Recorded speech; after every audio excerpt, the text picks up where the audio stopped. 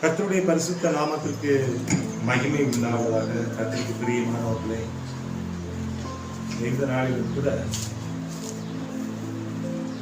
காலை வேளையில் உட்கார்ந்து ஒரு 2 மணி நேரம் 1 மணி நேரம் உட்கார்ந்து கர்த்தர் கொடுத்த வார்த்தையை எடுத்துருச்சேன். இந்த நேரத்தில் வரும்பொழுது மீண்டுமாய் ஒரு காரியத்தை குறித்து பேசும்படி அவர் சொன்னபடினால நான் அந்த நேரத்தில் கூட உங்களோடு கூட அந்த வார்த்தையை ஆண்டவர் சொன்ன நினைப்பூட்டின காரியத்தை உங்களோடு மீண்டும் பேசலாம் என்று நான் நினைக்கிறேன். கர்த்தருக்கு பிரியமானவர்களே,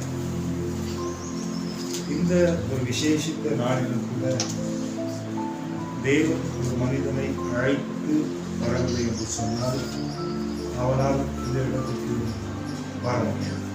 நான் ஒன்று, தேவனுடைய நாளில் தேவன் குறித்தவர்களை மட்டும்தான் தேவனுடைய இடத்திலே கொண்டு வர முடியும்.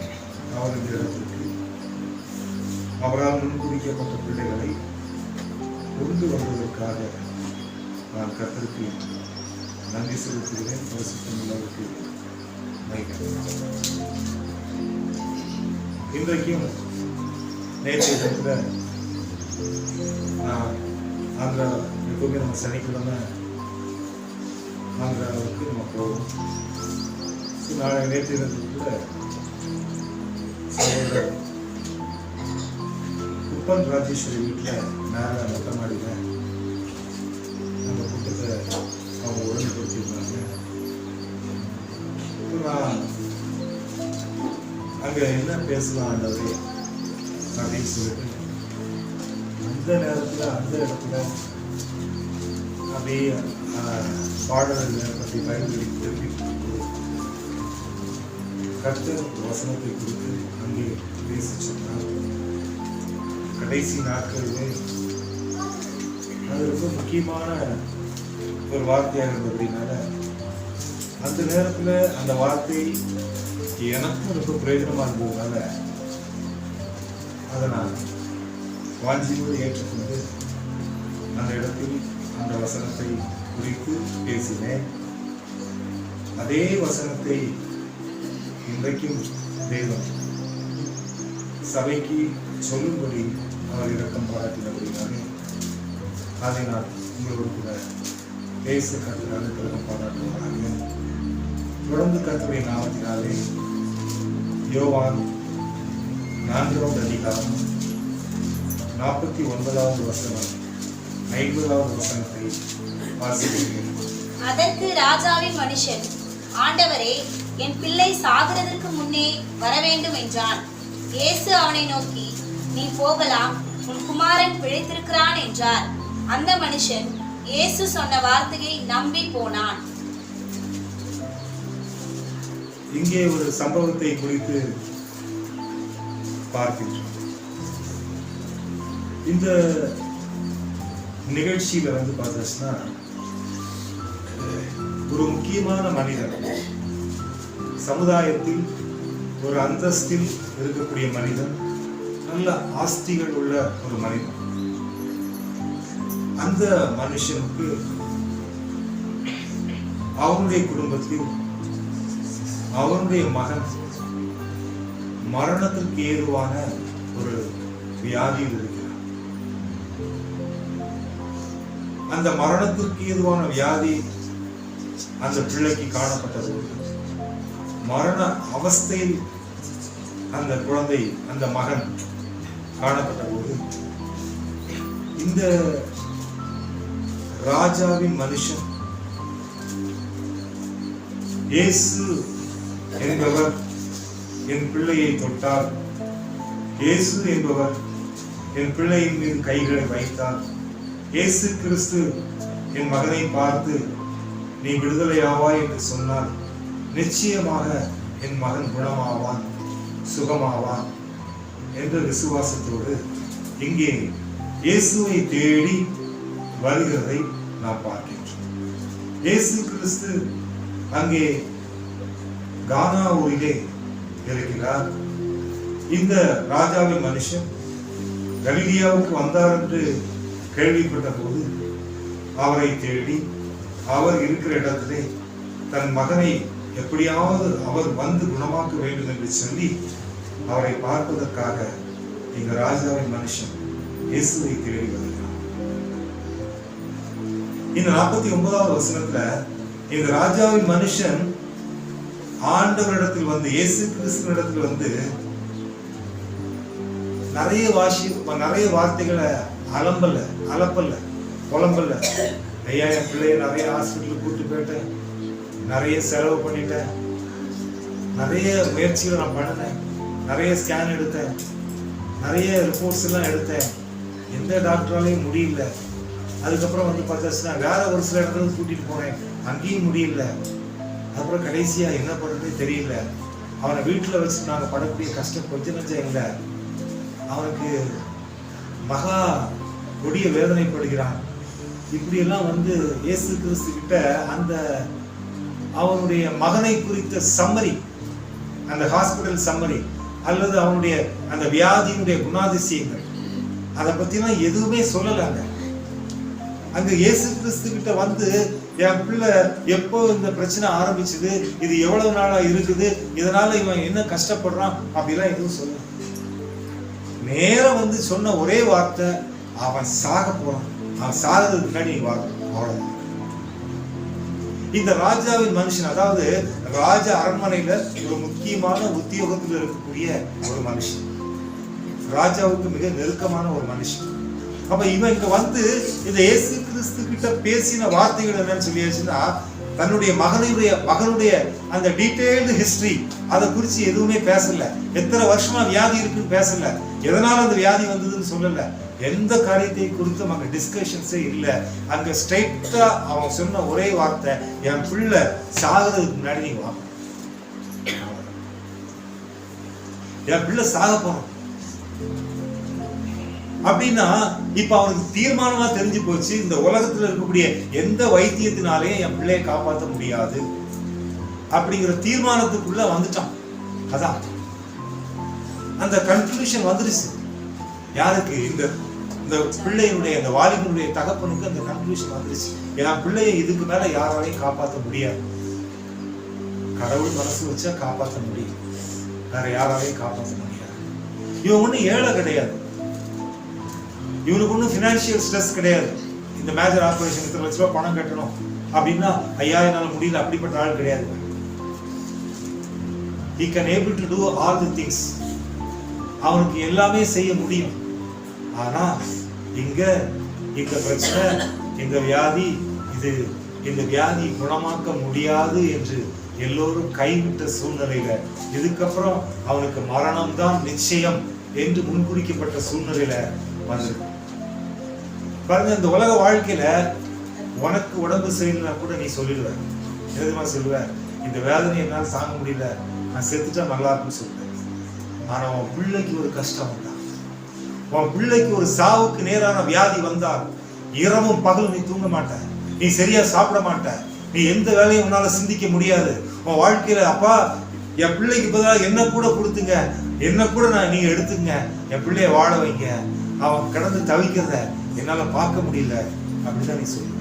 உன் பிள்ளைக்காக எதை வேணாலும் இழக்கிற ரெடியா இருப்ப, உன் வீட்டை விற்க ரெடியா இருப்ப, உன் சொத்துக்களை விற்க ரெடியா இருப்ப, உன் ஒரு கிட்னியை கூட கொடுக்க ரெடியா இருப்ப. என் பிள்ளை பொழைச்சிட்டான். ஒரு மனுஷன் தன்னுடைய பிள்ளைக்கு ஒரு மரணத்திற்கு ஏதுவான வியாதி வந்துருச்சுன்னா அதை விட கொடிய துக்கம் அந்த குடும்பத்திற்கு வேற எதுவுமே கிடையாது. அதான் உண்மை. உன் வாழ்க்கையில எவ்வளவு ஆஸ்திகள் அந்தஸ்துகள் காணப்பட்டாலும் உன் பிள்ளைக்கு ஒரு பிரச்சனை அப்படின்னு சொல்லியாச்சுன்னா நீ எதை வேணாலும் இழக்க ரெடியா இருக்க. ஏன்னா அது உன் ரத்தத்தின் ரத்தம், அது ஒரு ரத்த சம்பந்தமான உறவு, அது உன் சேஷ்ட புத்திரன், ஆமா, அது உன் எலும்பில் எலும்பு, அது உன் மாம்சத்தில் மாம்சம். அதனால அதனுடைய வலியை விட அதிகமான வலி உனக்கு. அதான் உண்மை. நான் சொல்றது உண்மையா பொய்யா? அதான் உண்மை. கர்த்தருக்கு பிரியமான. அப்போ இந்த ராஜாவின் மனுஷன், இந்த இவ்வளவு பெரிய மனுஷனுக்கு எப்பேற்பட்ட கஷ்டம் இருக்கும். யோசிச்சு பாருங்க. நம்ம எல்லாருக்குமே தெரியும், மதுரையில இருந்து ஒரு குடும்பம் வந்து சிஎம்சி ஹாஸ்பிட்டல் ஸ்டே பண்ணி தன்னுடைய 1.5 வயது குழந்தைக்காக போராடினாங்க. ஒரே குழந்தை, சின்ன வயசு. இந்த குழந்தையுடைய தாய்க்கு ஒன்றும் பெரிய வயசுல, அவங்களுக்கு மேபி 26, 27, 26 வயசு தான். ஆனா அவங்க நல்ல ஆஸ்தி உள்ளவர்கள். அந்த 1.5 வயசு குழந்தையை காப்பாத்துறதுக்காக போராடுறாங்க. அவங்கள்ட்ட கேட்கும் போது, மனைவி பேசும்போது அவங்க சொன்னாங்க, இதுவரைக்கும் 20 லட்சம் செலவு பண்ணிருக்கோம், 20 லட்சம் செலவு பண்ணியிருக்கிறோம். என் குழந்தை இப்போ அப்பப்போ கண்ணை திறக்கிறான், மூடுறான், அப்பப்போ கண்ணை திறக்கிறான், மூடுறான். எங்களுக்கு சந்தோஷமா இருக்கு. அந்த 20 லட்சம் ரூபாய் நஷ்டத்தை காட்டிலும் அந்த குழந்தை கண்ணை திறந்து மூடுறது எங்களுக்கு அவ்வளவு சந்தோஷமா இருக்கு. இன்னும் எவ்வளவு நாள் நாங்க செலவு பண்ண ரெடியா இருக்கும், எல்லாத்தையும் இழக்க தயாரா இருக்கும். ஒரு வாரம் இந்த ட்ரெஸ் மாற்ற முடியல, சரியா குளிக்க முடியல, சரியான சாப்பாடு இல்லை, மரண வேதனை. எதுக்காக? தன்னுடைய குழந்தையை காப்பாற்ற வேண்டும் என்பதற்காக. கர்த்தருக்கு பிரியமானவர்களே, இந்த பூமிக்குரிய வாழ்க்கையில இந்த சம்பவம் நிறைய விஷயங்களை நம்முடைய வாழ்க்கையில யோசிக்கிறது. இந்த ராஜாவின் மனுஷன், இந்த ஐஸ்வர்யவான், அவனுடைய இருதயத்துல காணப்பட்ட ஒரே எண்ணம் என்னன்னா, என் பிள்ளை பழக. அதனால இயேசு கிறிஸ்து கிட்ட வந்து அவன் சொன்ன ஒரே வார்த்தை, அவன் சாகிறதுக்கு முன்னாடி நீங்க வாங்க, அவன் சாகிறதுக்கு முன்னாடி நீங்க வந்துருங்கய்யா, அது ஒண்ணு போதும். ஆமா sir, come down before my child dies. என் குழந்தை சாகிறதுக்கு முன்னாடி வாங்கய்யா. இதுதான் நாங்க சொன்ன ஒரே வார்த்தை. கர்த்தருக்கு பிரியமானவர்களே, இவன் என்ன நம்பிக்கை வைத்திருந்தால் இந்த வார்த்தையை அங்கே சொல்லி இருப்பான். ஏன்னா எல்லாத்தையும் பார்த்துட்டு கடைசியில இயேசுவை தேடி ஓடி வந்தவன் எங்க வந்து அவன் சாகிறதுக்கு முன்னாடி வாங்க அப்படின்னு சொல்லி அவர் வந்தா அவன் பொழைச்சான். அவர் வந்தா அந்த நம்பிக்கை அவன்கிட்ட இருக்கு. அதான் அவர் வந்தால் என் மகன் பிழைத்து விடுவான் என்ற நம்பிக்கை இந்த அதிகாரிக்கு, இந்த மனிதனுக்கு அந்த நம்பிக்கை. அதனால தான் அவன் சொல்றான், ஆண்டவரே என் பிள்ளை சாகிறதுக்கு முன்னே வர வேண்டும், நீர் வந்தால் அவன் பிழைக்கும். கர்த்தருக்கு பிரியமான இப்போ இயேசு கிறிஸ்து அவன் இருக்கிற வியாதி மரணத்திற்கு ஏதுவான வியாதி. இப்போ இந்த இடத்துல அவர் என்ன பதில் சொல்றார்? இந்த பதிலுக்கு அந்த மனுஷனுடைய எண்ணங்களும் நினைவுகளும் கிரியைகளும் எப்படி இருந்தது? இதுதான் நாம இப்போ பார்க்கக்கூடிய ஒரு விஷயமா இருக்கு. கர்த்தருக்கு பிரியமானவர்களே, இங்க அவன் அந்த வார்த்தையை சொன்ன உடனே இயேசு அவனை நோக்கி, அவன் சொன்ன வார்த்தை, என் பிள்ளை பிழைக்கணும், நீங்க வா, நீங்க வரலைன்னா அவன் செத்துருவோம். இதைத்தான் அந்த மனுஷன் அங்க சொன்னான். ஆனா இயேசு அவனிடத்தில் சொன்ன வார்த்தை, நீ போகலாம், நீ போகலாம், உன் குமாரன் பிழைத்திருக்கிறான் என்றார். அந்த மனுஷன் இயேசு சொன்ன வார்த்தையை நம்பி போனான். Jesus said to him, go, your son will live. The man believed the word that Jesus spoke to him and went on his way. கர்த்தருக்கு பிரியமானவர்களே, இதுதான் இன்றைக்கு நமக்கு தேவன் கொடுத்த செய்தி. அவன் இயேசு என்னோடு கூட வருவார், என் பிள்ளையின் மேல் கைகளை வைப்பார், அற்புத சுகத்தை அவன் பெற்றுக்கொள்வான் என்று அவன் நினைத்தான். ஆனால் அவர் அங்கே சொன்ன வார்த்தை, நீ போகலாம், உன் குமாரன் பிழைத்தது. பாருங்க, அவர் சொன்ன வார்த்தை, நீ போகலாம், உன் குமாரன் பிழைத்திருக்கிறான். இந்த ராஜாவின் மனுஷன் இயேசு சொன்ன வார்த்தையை நம்பி போனான். யார் சொன்ன வார்த்தையை நம்பி போனா? கர்த்தருக்கு பிரியமானவர்களே, அந்த சிச்சுவேஷன் கொஞ்சம் யோசிச்சு பாருங்க. அந்த பையன் மரணத்துக்கு ஏதுவான வியாதியில இருக்கிறான். அவன் இருக்கிற ஒரு இடம் ஒண்ணு, ஆனா இவன் இயேசுவை கூப்பிட வந்த இடம் வேற இடம். இந்த இடத்துல இயேசு கிறிஸ்து அங்க ஒன்னும் மாயாஜாலம் காட்டல, அங்க ஒன்னும் படம் போட்டு ஸ்கிரீன் போட்டு அந்த சிச்சுவேஷன் அவனுக்கு காட்டல. அவர் சொன்னே ஒண்ணுதான் சொன்னாரு, நீ போகலாம். பாயிண்ட் நம்பர் 1, உன் குமாரன் பிழைத்திருக்கிறான். பாயிண்ட் நம்பர் 2, அவன் இயேசு சொன்ன வார்த்தையை நம்பி போனான். Point number 3. அல்லேலூயா. கர்த்தருக்கு பிரியமானவர்களே, மத்தேயு 4வது அதிகாரம் 4வது வசனம் சொல்லுகிறது, மனுஷன் அப்பத்தினால் மாத்திரமல்ல தேவனுடைய வாயிலிருந்து புறப்படுகிற ஒவ்வொரு வார்த்தையினாலும் பிழைப்பான். தேவனுடைய வாயிலிருந்து புறப்படுகிற ஒவ்வொரு வார்த்தையினாலும் பிழைப்பான். இங்கே நீ போகலாம், கோ. இந்த வார்த்தை அவன் காதுகள் முதலாவது. உன் குமாரன் பிழைத்திருக்கிறான். Your son will live. இரண்டாவது வார்த்தை அவன் காதுகள் கேட்கிறது. மூன்றாவதாக இந்த கேட்ட வார்த்தைகள் மீது அவன் வைத்த விசுவாசம். முதல்ல அவர் சொல்றாரு, நீ போ அப்படிங்கிறாரு. இரண்டாவது, உன் குமாரன் பிழைத்திருக்கிறான் அப்படின்னு சொல்றாரு. அங்க அவன் ஆண்டவர்கிட்ட, இல்ல ஆண்டவரே, அவன் ரொம்ப கிரிட்டிக்கலா இருக்கிறான், அவன் சுவாசத்துக்கு போராடிட்டு இருக்கிறான், அவனால முடியல, சாகர நிலைமையில இருக்கிறான், நீங்க அவனை நேர்லயே பார்க்கல, நீங்க வந்து பார்த்தாதான் அவனுடைய சிச்சுவேஷன் என்னங்கிறது புரியும், நான் வண்டி வச்சுட்டு இருக்கிறேன், தயவு செய்து என் கூட வந்துருங்க, நான் வெயிட் பண்றேன் அப்படின்னா எதுவுமே அவன் சொல்லலைங்க. எதுவுமே சொல்லல. அவன் செய்த ஒரே காரியம், இயேசு சொன்ன வார்த்தையை நம்பி போனான். அவன் இந்த பூமிக்குரிய வாழ்க்கையில பரிசுத்த தேவன் மாம்சத்திலே வெளிப்பட்ட இயேசு கிறிஸ்து, ஆதியிலே வார்த்தை இருந்தது, அந்த வார்த்தை தேவனிடத்தில் இருந்தது, அந்த வார்த்தை தேவனாய் இருந்தது. நீங்கள் என்னிலும் என் வார்த்தை உங்களில் நிலைத்திருந்தால் நீங்கள் கேட்டுக்கொள்கிறது எதுவோ அது உங்களுக்கு செய்யப்படும்.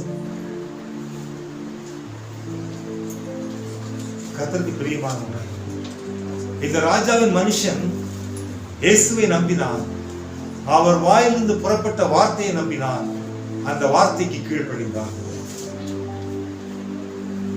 தேவனுக்கு பிரியமானவர்களே, நீ இயேசுவை நம்புவது முக்கியமல்ல. அவர் வானத்துக்கும் பூமிக்கும், பூமியின் கீழான எல்லாவற்றுக்கும், எல்லா நாமத்திற்கும் மேலான நாமத்தை உடையவர் தான் இயேசு. அவர் வார்த்தையினால் எல்லாவற்றையும் சிருஷ்டித்தவர் என்பது நமக்கு தெரியும். அதில் எந்த மாற்று கருத்து இல்லை. நீ இயேசுவை நம்புவது முக்கியமல்ல, அவருடைய வார்த்தையை நம்புவது முக்கியமல்ல, அவருடைய வார்த்தைக்கு கீழ்ப்படிவது தான் முக்கியம். அவருடைய வார்த்தைக்கு நீ கீழ்ப்படியும் போதுதான் பிழைப்பு உண்டாகும். என்ன உண்டாகும்? என்ன உண்டாகுங்க? நீ அவருடைய வார்த்தைக்கு கீழ்ப்படியவில்லை என்று சொன்னால் நீ பிழைக்க மாட்ட. என்ன பண்ண மாட்ட? நீ பிழைக்க மாட்ட. பக்கத்துல கை பிடிச்சு சொல்லுங்க, நீ பிழைக்க மாட்ட.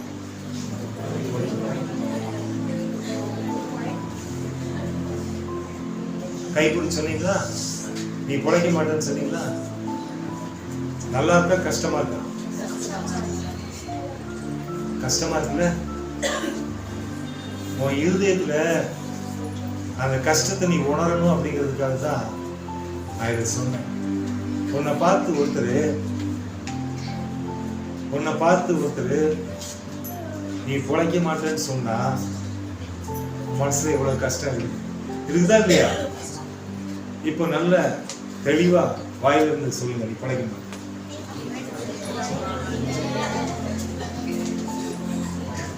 பாருங்க, உள்ள ஒரு சின்ன ஒரு ஃபீல் வருது, கஷ்டம் வருது. என்ன வருது? கஷ்டம் வருதா இல்லையா?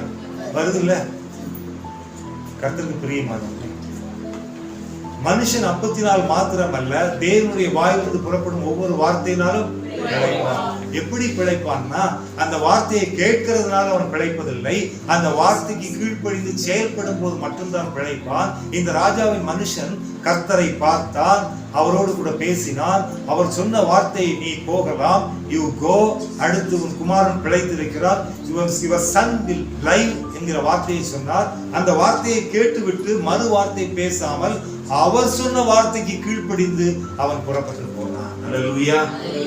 அவர் சொன்ன வார்த்தைக்கு கீழ்ப்படியும் போது மட்டும்தான் அங்கே பிழைப்பு உண்டாகிறது. அல்லேலூயா.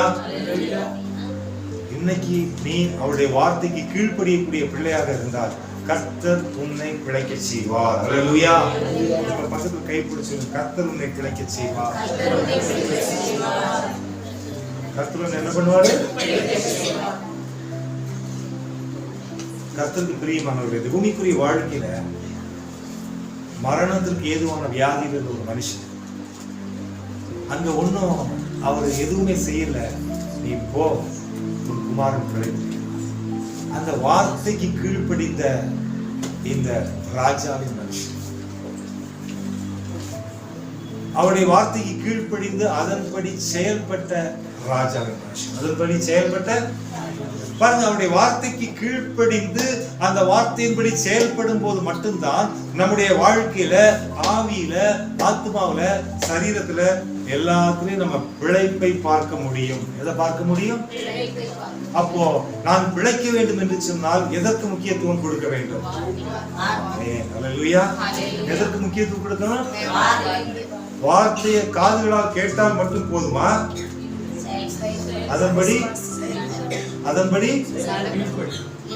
கீழ்ப்படிந்து அதன்படி செயல்பட வேண்டும். அதன்படி அப்பதான் கர்த்தர் நம்முடைய வாழ்க்கையில நமக்கு பிழைப்பூட்டுவார், பிழைக்க செய்வார். பாருங்க, மனுஷன் பிழைக்கிறதுக்கும் கர்த்தர் பிழைப்பூட்டுகிறதுக்கும் வித்தியாசம்.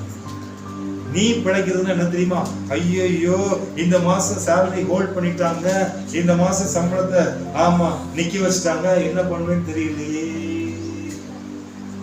இதான் மனுஷன். இதான் உனக்கு ஒண்ணுமே இல்லாம நீ ஒரு வெத்து வேட்டா இருந்தாலும் 40 வருஷம் உன்னை போஷிக்கிறவன் ஆண்டவர். புரியுதா?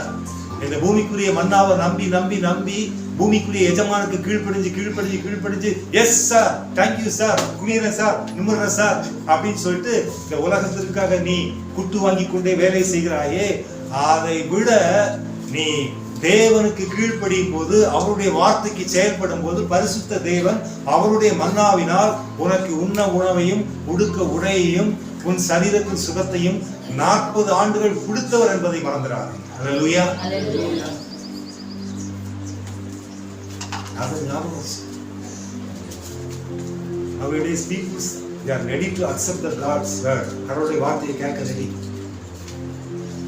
ஆனா செயல்பட ரெடி. ஏன் தெரியுமா? அவங்களுடைய கம்ஃபர்ட் சிச்சுவேஷன் தான் அவங்களுக்கு முக்கியம். கடவுளுடைய வார்த்தை உண்மைதாங்க, என்ன பண்றது, அது அவருக்கு தெரியும். யாருக்கு தெரியும்? நிஜமா தெரியும். நீ யாருன்னு அவருக்கு தெரியும். உனக்கு என்ன செய்யணும்னு அவருக்கு தெரியும். என்ன செய்யணும்னா, நீ சொன்னது உண்மைதான், நீ யாருன்னு அவருக்கு தெரியும். உனக்கு என்ன செய்யணும்னு அவருக்கு தெரியும். அதான் கர்த்தருக்கு பிரியமானவர்கள். அதைத்தான் பரிசுத்த வேதம் சொல்லுகிறது. தேவனுக்கு பிரியமானவர். இன்றைக்கு தேவன் இந்த வார்த்தையை நமக்கு நினைவு. இயேசு சொன்ன வார்த்தையை நம்பி புறப்பட்டு போன ராஜாவின் மனுஷன். இன்னைக்கு அநேக கிறிஸ்தவர்கள் மரித்து போயிருக்காங்க. அநேக கிறிஸ்தவர்கள் இருக்காங்க, கோமால இருக்காங்க. எப்படி இருக்காங்க?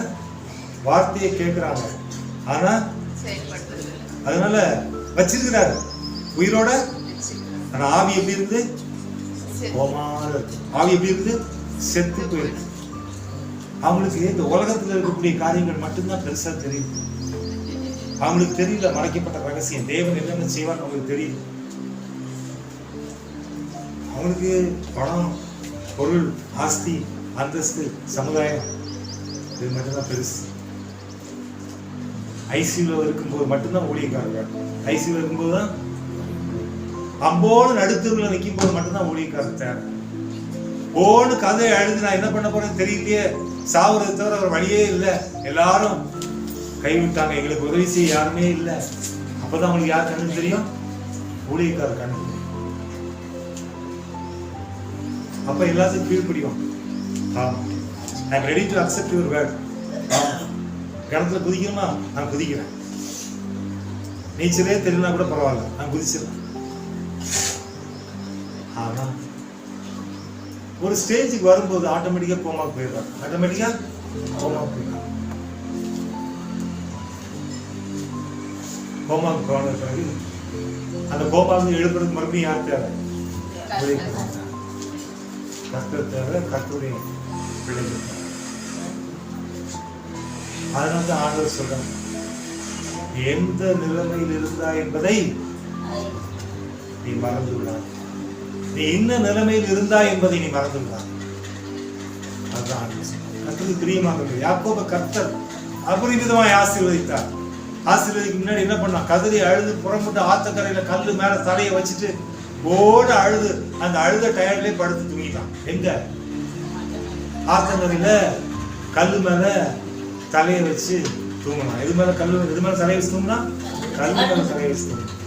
அப்ப கர்த்தர் அவங்க பேசினான். என்ன பேசினா? நீ போகிற இடத்துல எல்லாம் உன்னை காப்பாற்றி, நீ போகிற இடத்துல எல்லாம் உன்னை காப்பாற்றி. எடுத்தவங்க படிக்க பார்ப்போம். ஆதியாகமம் 28வது அதிகாரம். நீ போகிற இடத்துல எல்லாம் உன்னை காப்பாற்றி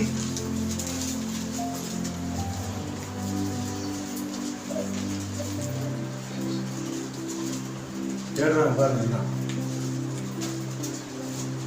அப்போது யாக்கோபு தேவன் என்னோடு இருந்து நான் போகிற இந்த வயலை என்னை காப்பாற்றி உண்ண வஸ்திரமும்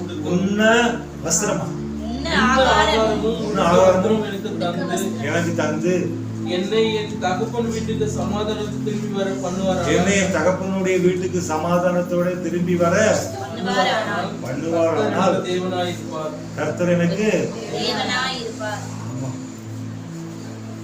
இப்போ அவர் இந்த டயலாக் எங்க சொல்றாரு? இருட்டுல வெட்டாந்தரையில மரத்துக்கு கீழே கல் வச்சுட்டு எல்லாரும் துரத்தும் போது, துரத்தி விட்ட நேரத்துல தனியா இருக்கும் போது, சாவனா பிழைப்பானே தெரியாது, என் வாழ்க்கையில எப்பேற்பட்ட ஒரு நெருக்கடி கஷ்டம், ஆண்டவரே அப்படின்னு அழுது புலம்பி படுத்து தூங்கும் போது, கர்த்தர் சமூகத்துல ஜெபம் பண்ணிட்டு தூங்கும் போது இந்த வார்த்தையை சொல்லிட்டு தூங்குறார். கர்த்தர் அவன் கூட பேசினாரா? பேசினார். நான் உன்னை விட்டு விலகுவதும் இல்லை, கைவிடுவதும் இல்லை பேசினார். உன்னை நான் காப்பாத்துவேன்னு சொன்னார், உன் கூட இருப்பேன்னு சொன்னார். அவன் சந்தோஷமா கிட்ட போறான். கர்த்தருடைய வார்த்தையை கேட்டு சந்தோஷமா நாட்கள் போச்சு.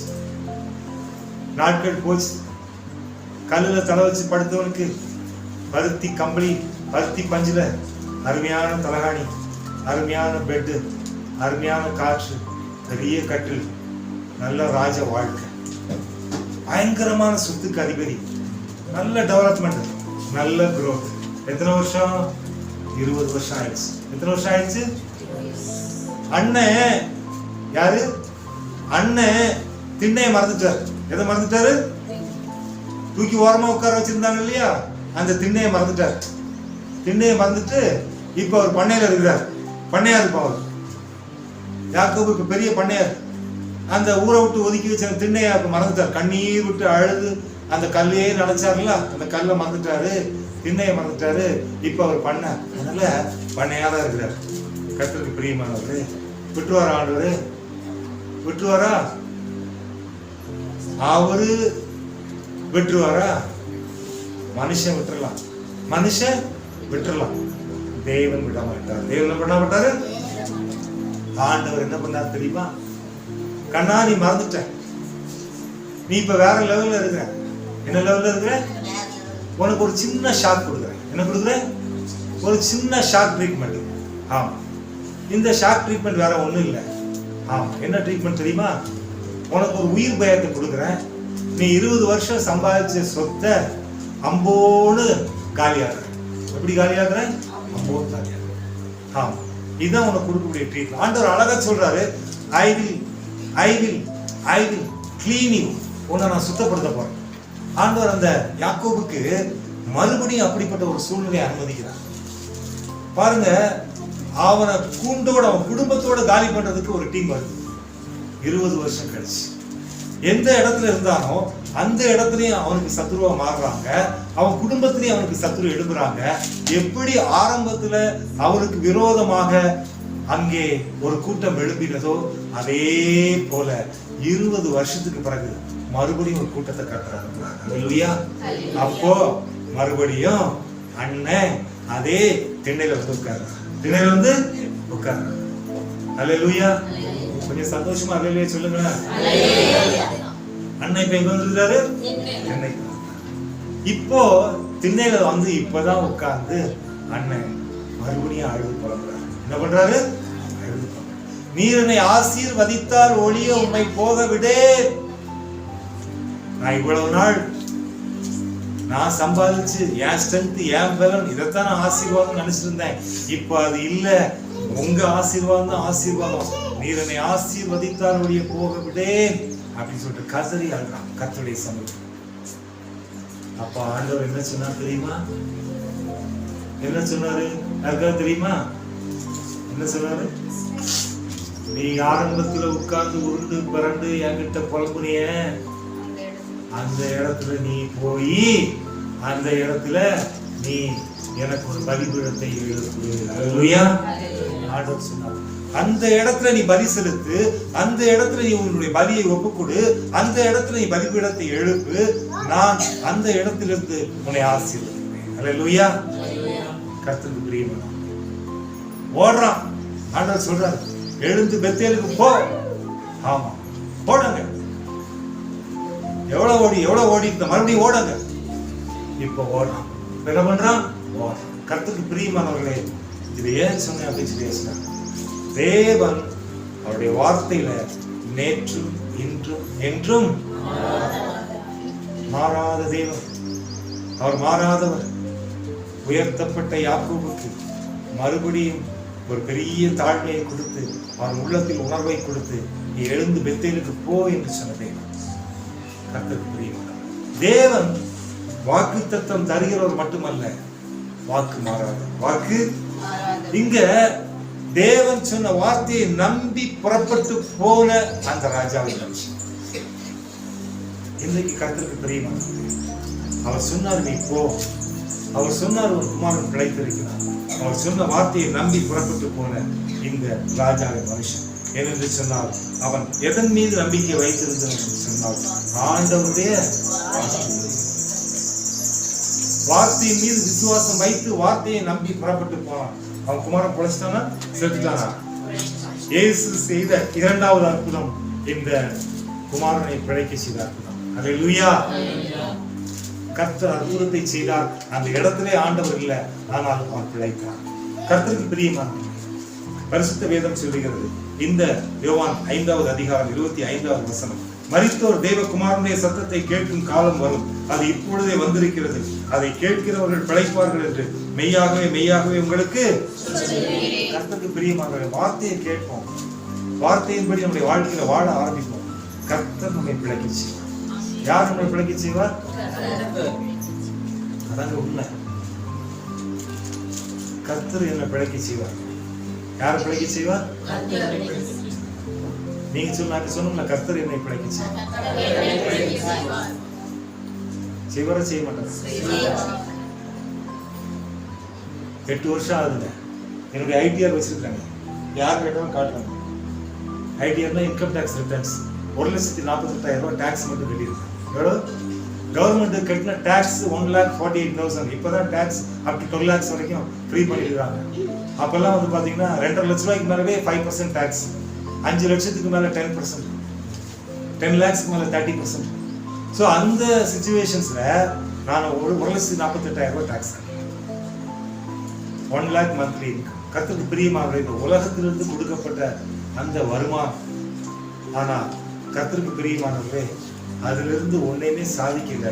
உன்னதத்திலிருந்து தேவன் கொடுத்த ஆசீர்வாதம் அதுதான் சமாதானத்தை கொடுக்கும். அல்லேலூயா. உங்க கண்ணு முன்னாடி இருக்கிறாங்க. நானு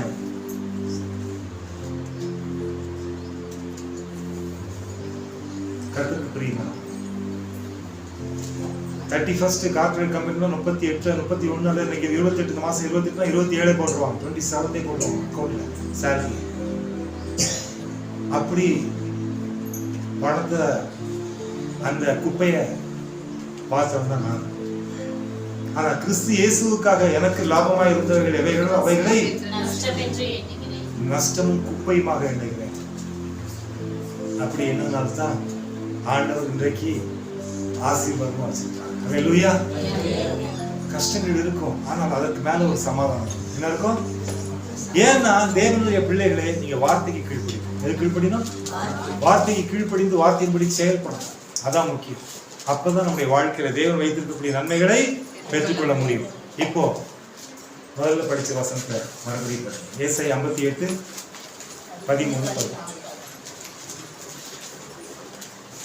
என் பரிசுத்த ஓய்வு நாளாகிய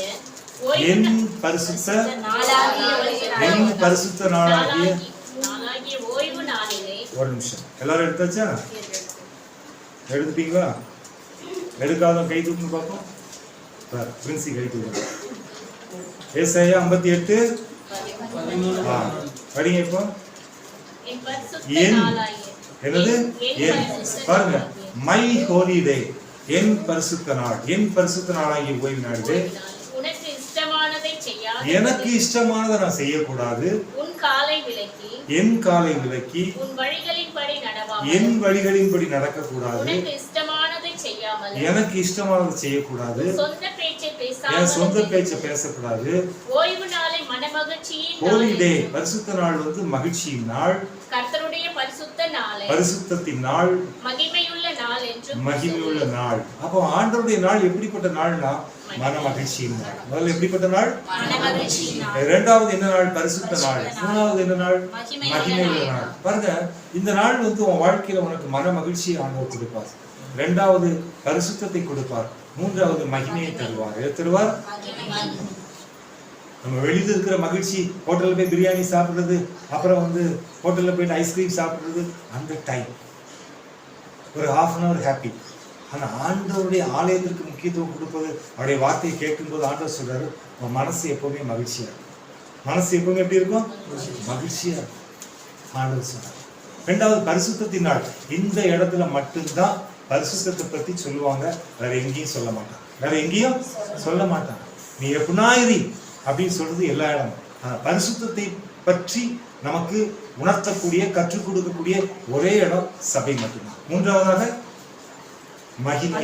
இந்த நாள் மகிமையின் நாள். மகிமைன்னா உன் வாழ்க்கையில அற்புதத்தையும் அதிசயத்தையும் நீ பெற்றுக்கொள்ளும்படிக்கு உன்னை தகுதிப்படுத்தும் இடம் தான் இந்த இடம். அல்லேலூயா. அதுதான் ஆண்டவர் சொல்றாரு. இப்படி நீ இருந்தேன்னா ஆண்டவருடைய வார்த்தை சொல்லிடுறது, பூமியின் உயர்ந்த இடங்களில் உன்னை ஏறி இருக்கும்படி பண்ணி உன் தகப்பனாகிய யாக்கோபுடைய சுதந்திரத்தால் உன்னை கர்த்தருடைய வாய் இதை சொல்லிட்டு. For the mouth of the Lord has spoken. வேற யாரும் பேசல, கர்த்தருடைய வார்த்தை, கர்த்தருடைய வாய் இதை சொல்லிட்டு. அப்புறம் வாயிலிருந்து புறப்பட்ட வார்த்தை உண்மையா பொய்யா? கொஞ்சம் சொல்லுங்களேன். We are in final. அவர் வாயிலிருந்து புறப்பட்ட வார்த்தை உண்மையா பொய்யா? அந்த ராஜாவின் மனுஷன் எதுக்கு கீழ்ப்படுங்க? வார்த்தையை கீழ்ப்படினா அது மீனிங் என்ன? அது மீனிங் என்ன? வார்த்தையின்படி நடக்கும். வார்த்தையின்படி வார்த்தையின்படி கர்த்தருக்கு பிரியமானவர்களே, கிறிஸ்துவர்களாகிய நாம் எப்படி தயவு செய்து நம்ம குடும்பத்துல எந்த ஒரு காரியத்தையும் ஞாயிற்றுக்கிழமை பண்ணாரு. கல்யாணத்துக்கு ஞாயிற்றுக்கிழமை கிறிஸ்டினா வைக்கலாம். கேட்டா மொய் ஜாஸ்தி வருங்க.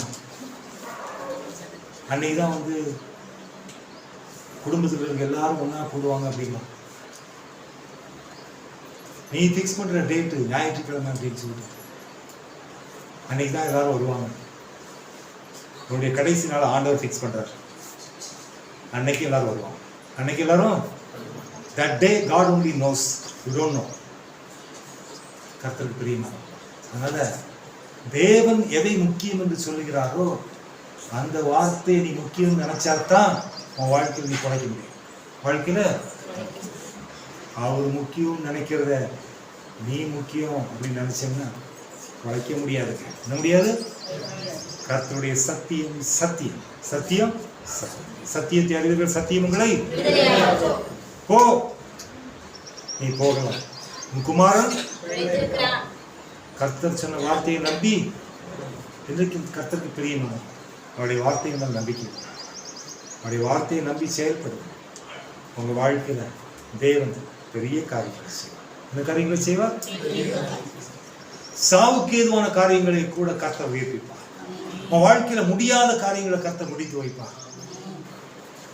நிஜமாங்க, நீ எது முடியாது எது நடக்காது நினைச்சிருந்தியோ அதை கர்த்தர் செய்வார். அல்லேலூயா. இது சத்தியம். இது என்னது? உண்மை.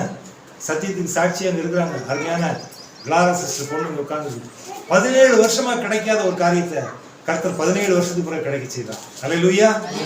ஆமா, எவ்வளவு பெரிய அற்புதம் தெரியுமா? அந்த சாட்சியை பெற்றுக்கொண்ட குடும்பம். உண்மைதானே? ஆமென். கர்த்தருக்கு ஒண்ணும் கிடையாது, ஜெபம். கர்த்தர் செய்வார். தைரியமா இருங்க. ஜெபம் அவன் மாட்டாரா? தைரியமா இருங்க. நாம ஜெபிப்போம், கர்த்தர் செய்வார். கர்த்தர் நமக்காக யுத்தம் பண்ணுவார். நீங்க கவலைப்படாதீங்க, அதை குறித்து கண்ணீர் படாதீங்க, அதை குறித்து கவலைப்படாதீங்க, இருதயத்துல பாரப்படாதீங்க. தைரியமா இருங்க, கர்த்தர் செய்வார். அற்புதமாய் கர்த்தர் செய்தார். எத்தனை வருஷம் கழிச்சு செஞ்சார்? 17 வருஷம் கழிச்சு. கர்த்தருக்கு பிரியமானவர்களே, நான் இதை எதுக்கு சொன்னேன் அப்படின்னு சொல்லி பேசினா, நீ கர்த்தர் சொன்ன வார்த்தையை நம்பி போனால், கர்த்தர் சொன்ன வார்த்தைக்கு கீழ்ப்படிந்து அந்த வார்த்தையின்படி செயல்பட்டால், உன் வாழ்க்கையில எல்லா மரண வாசனை நீங்கி தேவன் ஜீவ வாசனை உண்டாக்குவார். அல்லேலூயா. அதான் உண்மை. இன்றைக்கு அப்படி செய்ய நாம் நம்மை ஒப்புக் கொடுப்போம். கர்த்தருக்கு பிரியமானவர்களே, தேவன் உங்களோடு கூட இருக்கிறார். உங்களை பிழைக்க செய்கிற தேவன் நிச்சயமாக இந்த இடத்துல இருக்கிற உங்கள் ஒவ்வொருவரையும் தேவனுக்கு சாட்சியாக அவர் இந்த பூமியிலே நிறுத்துவார். அல்லேலூயா. கர்த்தர் தாமே உங்கள் ஒவ்வொருவரையும் ஆசீர்வதிப்பாராக. God bless you.